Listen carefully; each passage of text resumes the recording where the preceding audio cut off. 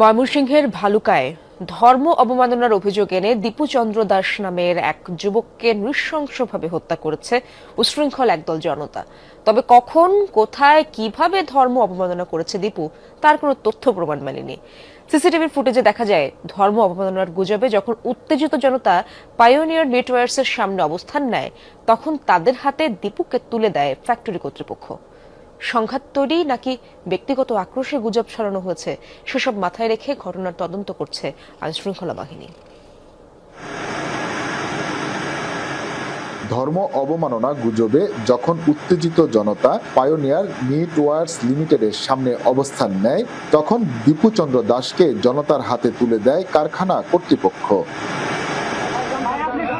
এর আগে দীপু চন্দ্র দাসকে অফিসে বসিয়ে দেনদরবার করা হয়। কে বা কারা তার বিরুদ্ধে অভিযোগ করেছে, কখন, কোথায়, কিভাবে দীপু ধর্ম অবমাননা করেছে, এসব প্রশ্নের উত্তর জানতে গেলে ভালুকায় ফ্যাক্টরিতে ঢুকতে দেয়া হয়নি যমুনা টিভিকে।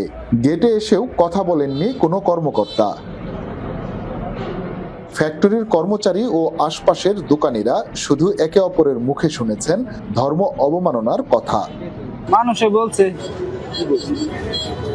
যারা অনেক লোকেই মারছে, অনেক মানুষে বলছে যে সে খারাপ মন্তব্য করছে, লেগে তারা মারছে। এগুলা জানি না, এগুলা বিষয় এখনো জানি না।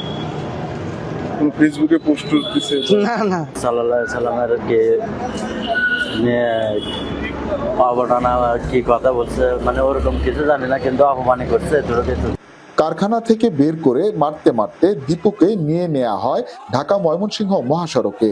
ধর্ম অবমাননার কথা শুনে যোগ দেয় কয়েকশো মানুষ।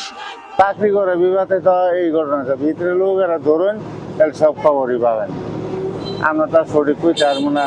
এনে একটা লোক আইনা লটকায় এই বলতে আমরা চলে গেছি জাগবেন করে বয়ে, অনেক মানুষ না। হত্যাকাণ্ডের সময়ের ফুটেজ বিশ্লেষণ করতে গিয়ে আইন শৃঙ্খলা বাহিনীর চোখ পড়ে এই ব্যক্তির উপর। নাম তারেক। মাঠ ধরে অংশ নেয়া তারেক দীপু চন্দ্র দাসেরই সহকর্মী। একই ফ্যাক্টরিতে সহকারী সুপারভাইজার পদে চাকরি করে। এরই মধ্যে র্যাবের হাতে তারেক সহ গ্রেফতার হয়েছে কয়েকজন। র্যাব বলছে ধর্ম অবমাননার কোনো তথ্য প্রমাণ এখনো পাওয়া যায়নি। চেষ্টা করেছিলেন জানার যে কাকে বলেছে, কি বলেছেন, এটা কিন্তু কেউ বলতে পারেনি। পুলিশের কাছে কেন হ্যান্ড ওভার করেনি এবং তার নিরাপত্তা কেন নিশ্চিত করেনি, সেজন্য সংশ্লিষ্ট কর্তৃপক্ষ থেকে পায়োনিয়ার নিটি ফ্যাক্টরির দুজন এমপ্লয়িকে আমরা অ্যারেস্ট করেছি। নিহত দীপুর পরিবারের অভিযোগ, সত্য মিথ্যা যাচাই করেনি কেউই। প্রকৃত ঘটনা উদ্ধার করে দোষীদের শাস্তির দাবি তাদের।